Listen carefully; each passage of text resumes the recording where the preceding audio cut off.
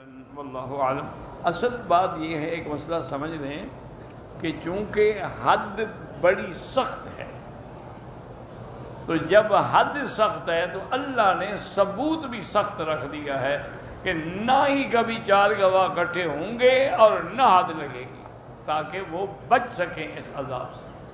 اب ایسا اتفاق تو کبھی کبھی ہوتا ہے نا، اسی لیے اب مثلا صحابی نے دیکھ لیا لیکن گواہ تو نہیں ہے، کہاں سے گواہ لے آئے؟ تو اس لیے جب عذاب زیادہ ہو تو پھر اس کا ثابت کرنا بھی سخت ہے۔ یہ اسلام کا نظام ہے، حکمت ہے، تاکہ ایسا نہ ہو کہ لوگ ایک دوسرے پر تہمتیں لگا کے حد مرواتے رہیں۔ نہیں، ان کو گواہ دینے پڑے گا، گواہ دو نہیں 4 گواہ دینے پڑے گا، اور پھر وہ 4 گواہ یہ گواہی اگر دیں کہ ہم نے مرد عورت کو بغیر کپڑوں کے کمرے میں ایک لحاف کے نیچے سویا ہوا دیکھا ہے، پھر بھی حد نہیں لگے گی۔ اگر وہ یہ کہیں جی وہ ایک دوسرے سے پیار کر رہے تھے، پکڑا ہوا تھا، پھر بھی حد ہے، جب تک کہ آپ نے فرمایا کل میل فلم میں کہا لاتے، جیسے کہ میل مانا سرمچو سرما دانی میں ہوتا، ایسے داخل ہوتا دیکھے گا تو پھر حد لگے گی۔ باتیں کرنے سے سزا ملے گی، تعزیر ہوگی، لیکن حد نہیں لگے گی۔ اس لیے اسلام کا ایک نظام ہے، اور وہ اس لیے سخت ہے کہ جب سزا سخت ہے تو اس کی پھر اب آ گیا تھا مسئلہ میاں بیوی کا، اب وہ کیا کریں؟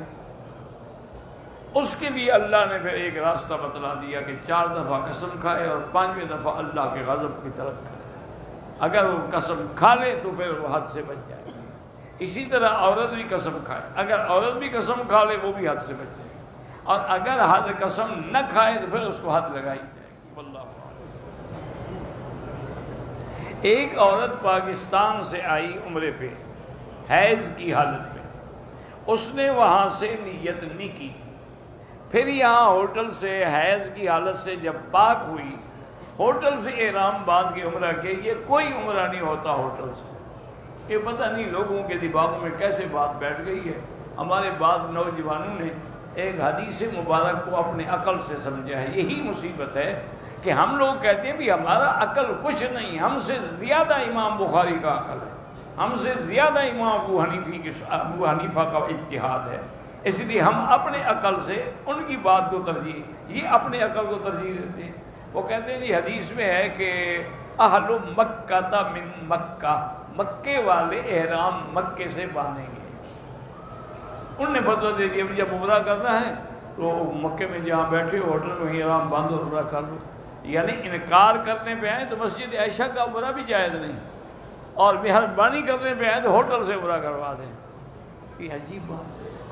یہ حدیث مبارک بالکل صحیح ہے، لیکن حج کے لیے ہے کہ اہل مکہ من مکہ۔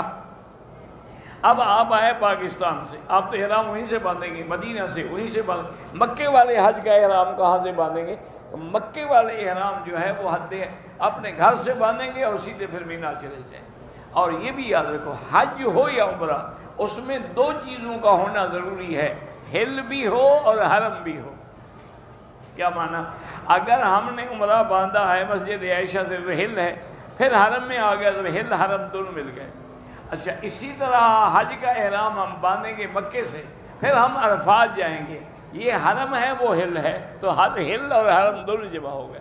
صرف حرم ہو پھر بھی نہیں ہوگا، صرف حل ہو پھر بھی نہیں ہوگا، اس لیے اس کی غلطی ہے، وہ عمرہ بھی دوبارہ کرے اور دم بھی ادا کرے۔